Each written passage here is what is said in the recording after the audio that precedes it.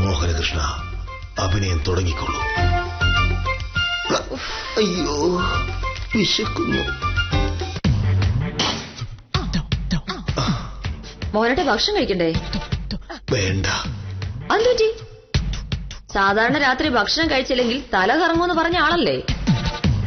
രാത്രി മാത്രമല്ലല്ലോ, ഞാൻ രാവിലെയും ഉച്ചയ്ക്കും കഴിച്ചിട്ടില്ല. കഴിച്ചില്ലേ?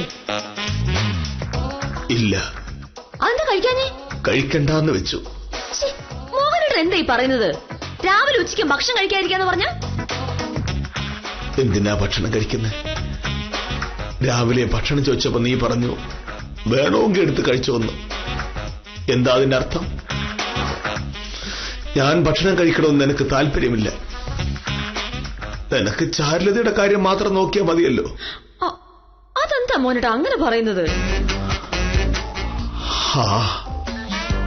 ചാരുലതയേക്കാൾ പ്രാധാന്യം എനിക്ക് ഈ വീട്ടിലുണ്ടെന്ന് തോന്നുമ്പോഴേ ഞാനിനി ഭക്ഷണം കഴിക്കൂ. മോഹനേട്ടാ, ഇങ്ങനെ പിണങ്ങാൻ മാത്രം ഇപ്പൊ എന്തുണ്ടായത്?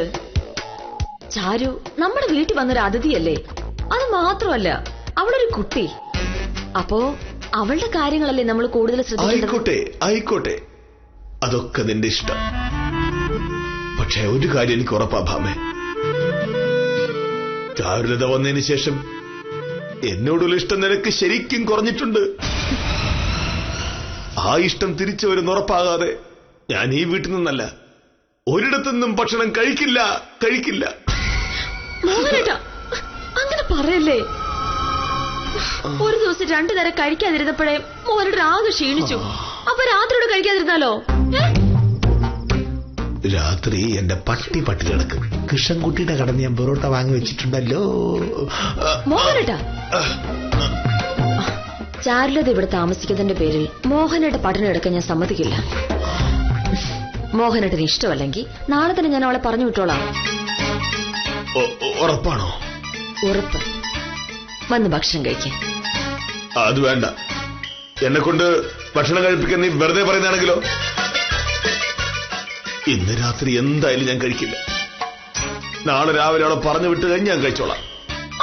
അത് ആവശ്യമില്ലാത്ത വാശിയല്ലേ. ഞാനല്ലേ പറഞ്ഞത് അവളെ പറഞ്ഞു വിട്ടോളാന്ന്.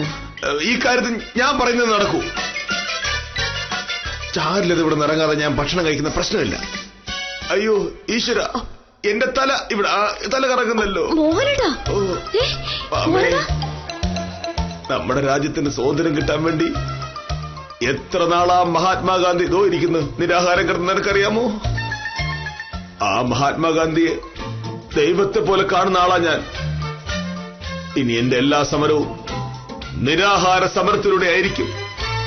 മഹാത്മാവേ, എനിക്ക് വിശക്കുന്നു, എന്നെ സഹായിക്കണേ. അയ്യോ, എനിക്ക് വിശക്കുന്നേ.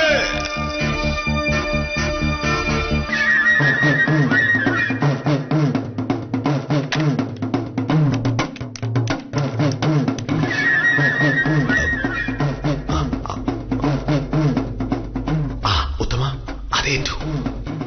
അവള് വീണു. നാളെ രാവിലെ ചാരുലതയെ പറഞ്ഞു വിട്ടോളാമെന്ന് അവൾ സമ്മതിച്ചു. അതെ, പക്ഷെ ഞാനുണ്ട് വഴങ്ങുന്നു. നാളെ അവൾ പോയി കഴിഞ്ഞിട്ട് ഭക്ഷണം കഴിക്കാമെന്ന് ഞാൻ പറഞ്ഞു. എനിക്ക് പേടിക്കാനൊന്നുമില്ലല്ലോ. കൃഷ്ണൻകുട്ടിയുടെ കടയിൽ നിന്ന് വാങ്ങിയ പൊറോട്ട എന്റെ കയ്യിലുണ്ടല്ലോ. അപ്പൊ ശരി ഉത്തമ, ബാക്കി വിശേഷങ്ങളൊക്കെ നാളെ പറയാം.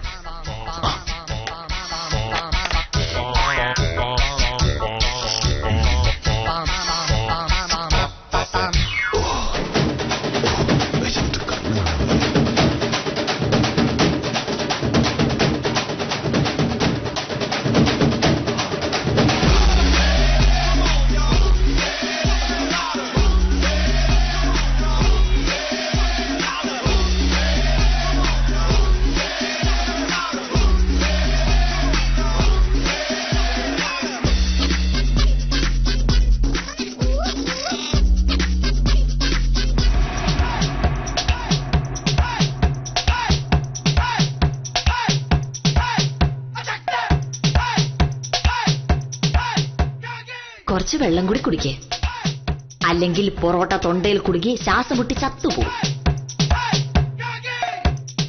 കെട്ടിയോൻ ആർത്തി പിടിച്ച് വലിച്ചു വാരി തിന്നുന്നതിനിടയിലാണ് ചത്തുപോയതെന്ന് നാട്ടുകാരറിഞ്ഞാൽ എന്റെ മാനവല്ലേ പോവുക?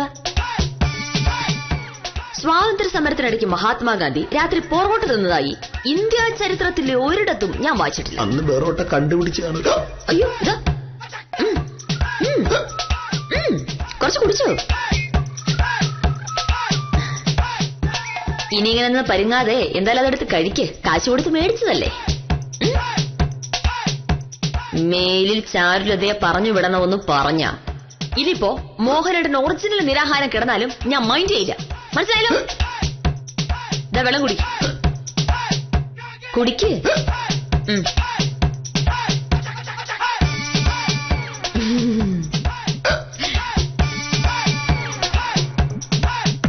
80 വയസ്സിനടുത്ത് എത്തുന്ന കാലത്ത് പോലും പച്ചവെള്ളം കുടിക്കാതെ പട്ടിണി കിടന്ന് സമരം ചെയ്ത ഒരു മഹാത്മാവിനെ രാഷ്ട്രപിതാവായി കാണുന്ന നാടാണ് നമ്മുടേത്. ആ നാട്ടിലാണ് ഒരു നേരം പട്ടിണി കിടക്കാൻ കഴിയാതെ പെറോട്ട പൊതിഞ്ഞുകൊണ്ടുവന്ന് നിരാഹാര സമരം നടത്തുന്ന മോഹനകൃഷ്ണനും ജീവിക്കുന്നത്. എന്തായാലും നിരാഹാര സമരം ദയനീയമായി പൊളിഞ്ഞ സ്ഥിതിക്ക് മോഹനകൃഷ്ണന്റെ അടുത്ത പദ്ധതി എന്താണെന്നാണ് അറിയേണ്ടത്. അതറിയാൻ നാളെ രാത്രി 9 മണി വരെ കാത്തിരുന്ന് കാര്യം നിസ്സാരം കാണുക.